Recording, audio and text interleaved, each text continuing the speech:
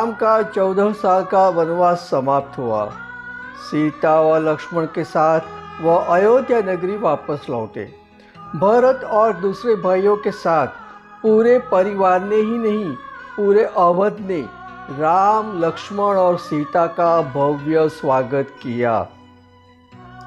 राम अपनी अयोध्या नगरी को देखते हुए, प्रजाजनों के उल्लासित भावों को पढ़ते हुए अयोध्या नगरी को पसार करके राजमहल पर आ पहुँचे। वो राजमहल पर तो आ गए, लेकिन यहाँ तक आते आते उनके मन में एक प्रश्न निरंतर घूम रहा था। उन्होंने भरत से पूछ लिया, मेरे वापस आने से पूरी अयोध्या नगरी खुश तो है ना भरत? अवश्य, सारे नगरवासी बहुत ही खुश हैं भ्राताश्री। भरत ने पूर्ण उमंग के साथ जवाब दिया और पूछ लिया, किंतु आप ऐसा क्यों पूछ रहे हैं? राम ने कहा, भरत, अगर सारी अयोध्या नगरी खुश है तो फिर अयोध्या के बच्चे कहाँ हैं? मेरे स्वागत में मैंने बड़े बूढ़े सबको देखा, लेकिन कहीं पर भी एक भी बच्चा नहीं दिखाई दिया, एक भी बच्चा नहीं दिखाई दिया। क्या अयोध्या के बच्चे मेरे आने से खुश नहीं हैं?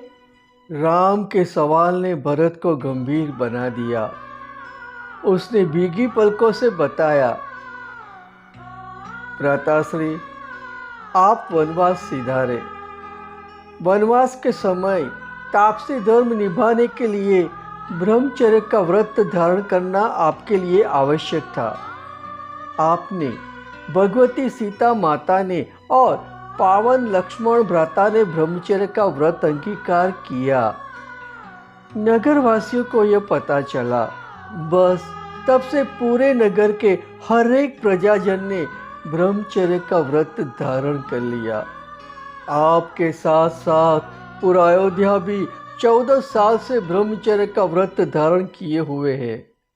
इस कारण हमारे नगर में 14 साल से किसी बच्चे का जन्म ही नहीं हुआ है। यह था हमारे देश का, हमारे हिंदुस्तान का उच्चतम धर्मयोग, जहाँ प्रजा को जब ये पता चलता था कि राजा एक व्रत का पालन कर रहा है, वहाँ सारी प्रजा उस व्रत को अंगीकार कर लेती थी, स्वीकार कर लेती थी। राम ने राम राज्य तो बाद में बसाया था, लेकिन उससे भी बहुत पहले स्वयं राम अपनी नगरी के हर एक प्रजाजन के हृदय में बस चुके थे।